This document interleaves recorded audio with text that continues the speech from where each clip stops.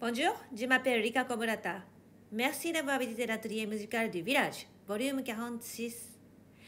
Aujourd'hui, j'aimerais vous parler des ornements. Il arrive qu'avec les ornements, on se prenne la tête ou même qu'on se batte pour pouvoir les jouer. Mais avant de commencer à se battre, réfléchissons ensemble. Qu'est-ce qu'un ornement?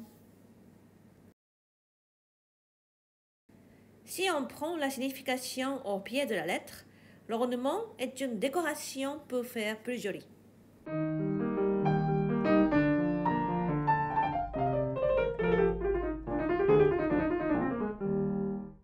Ce peut être aussi quelque chose à voir avec le rythme, un soutien rythmique par exemple.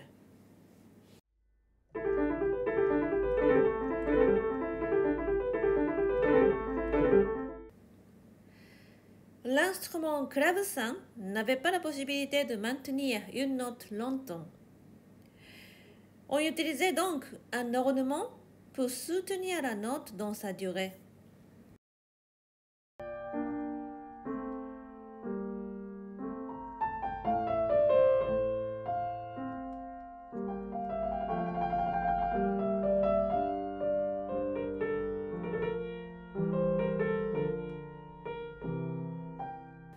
On peut parfois trouver des trilles qui imitent le vibrato des chanteurs ou celui des instruments à cordes.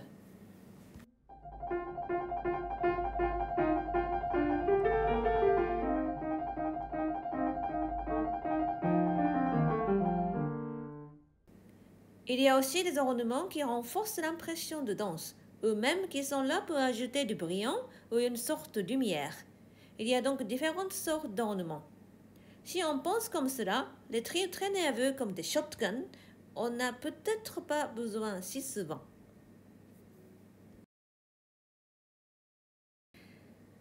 Le rôle de l'ornement peut être très divers.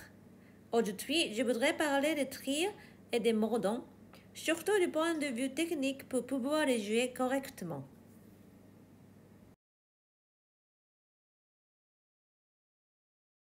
C'est un mélange entre l'action du doigt qui est primordiale et la possibilité d'utiliser ce mouvement de la main qu'on peut appeler balancement. On combine donc doigt et balancement. La première chose est de bien choisir les doigtés. Si on imagine ce mouvement de balancement comme une rotation, il nous faut un pivot de rotation. Si on choisit 2 doigts ou 3-4, le pivot se situe entre les doigts, ce qui rend la rotation difficile car très étroite et on peut facilement coincer. Pour éviter ce problème, au lieu de choisir des doigts côte à côte, mieux vaut choisir si possible 2 doigts séparés par un autre. Par exemple, 1-3 ou 2-4 ou même 3-5. Ce sera souvent plus facile à jouer et à contrôler.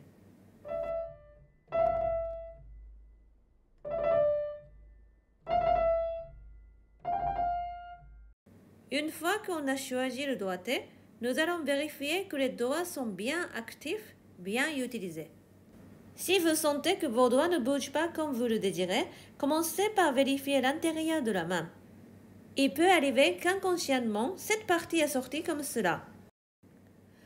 Comme nous en avons souvent parlé, les muscles de la main sont au centre et cette manière de préhension est naturelle. Donc si quelque chose ne marche pas, vérifiez que cette partie n'est pas sortie.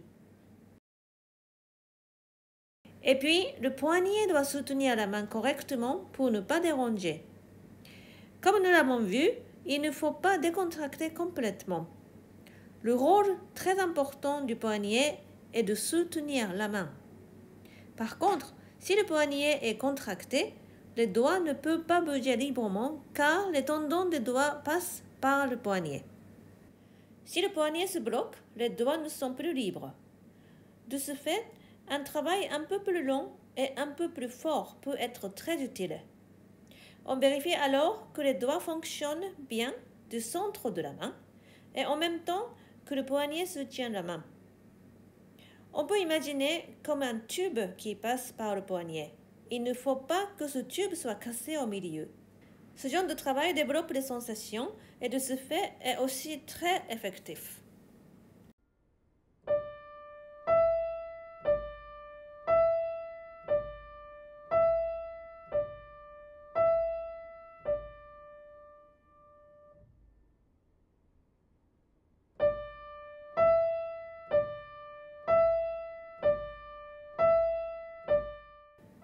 Il sera d'autant plus effectif si vous travaillez en fermant les yeux et en vous concentrant sur les sensations. Ressentez surtout ce qui se passe dans la main. Regardez à nouveau cet exemple de ce qu'il ne faut pas faire. Il arrive souvent dans ce cas que les doigts qui ne jouent pas ce ton et gênent ce qu'ils sont en train de jouer. Je vais vous montrer un travail qui vous permettra d'éviter ce problème. Pour éviter que les doigts qui ne jouent pas se tombent comme cela, il faut donner aux doigts qui ne jouent pas un autre travail pour qu'ils ne se tombent pas. Par exemple, lors d'un tri 3-5, on demande au pouce et au deuxième doigt de jouer Do, Ré. On les pose simplement, surtout n'appuyez pas. Si on se tient la main sur ces deux notes pouce 2, vous sentez tout de suite que 3 et 5 sont plus libres et vous pouvez travailler le tri.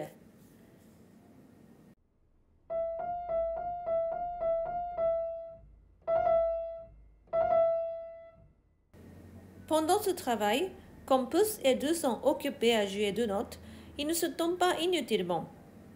Attention de ne pas appuyer sur pouce et 2. Si on appuie, on aura l'effet inverse de celui recherché. Posez-les sans appuyer, c'est très important. Quand on a bien enregistré les sensations, on laisse les touches se relever et on laisse pouce et 2 sur la surface des touches, puis on joue le tri.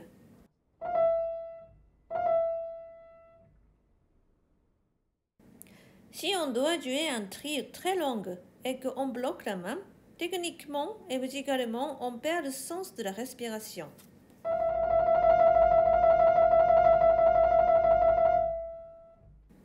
Pour éviter cela, on effectue un très léger mouvement de haut en bas du poignet. On peut le faire par temps ou par deux temps. Ainsi, on a l'impression de respirer et on peut jouer un long tri naturellement et sans fatigue.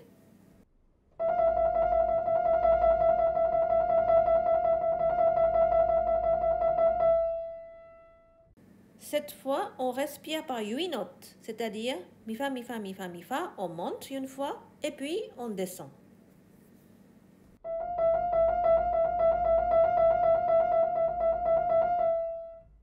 Attention que ce mouvement se limite au poignet, ne bougez pas le coude.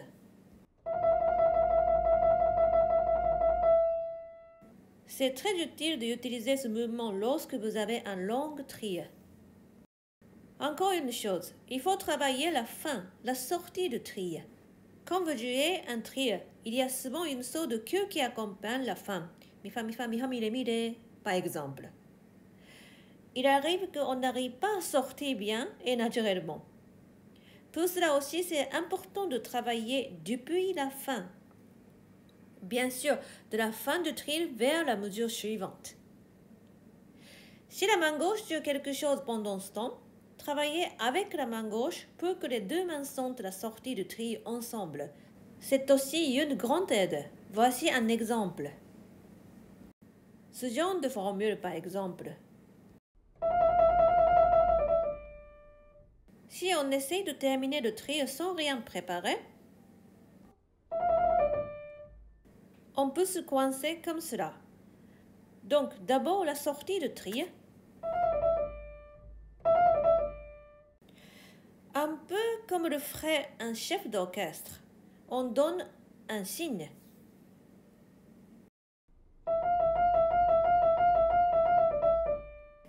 Si vous avez au fond de vous-même ce genre de signe, c'est plus facile à sentir. En venant de plus loin,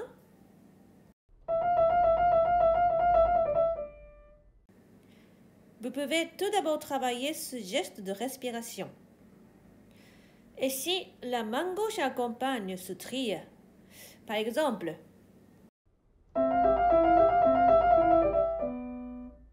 ce genre de formule.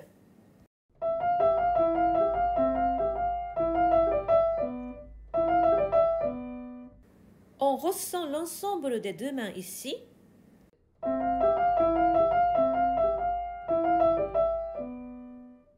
Elles respirent ensemble en quelque sorte. Ne négligez pas ce genre de travail, il est très utile. Quand on regarde comme cela, le rendement fait partie de l'expression musicale. Il faut donc réfléchir au cas par cas de quel genre de trill, de mordant ou autre on a besoin et comment le contrôler. Cette recherche fait partie du travail, mais contribue aussi à le rendre très intéressant. Souvenez-vous, le trill c'est bien entendu d'abord à l'action du doigt, mais on peut ajouter aussi l'aide du poignet ou l'aide d'une rotation suivant l'expression nécessaire. Merci d'avoir écouté jusqu'au bout et à la prochaine fois.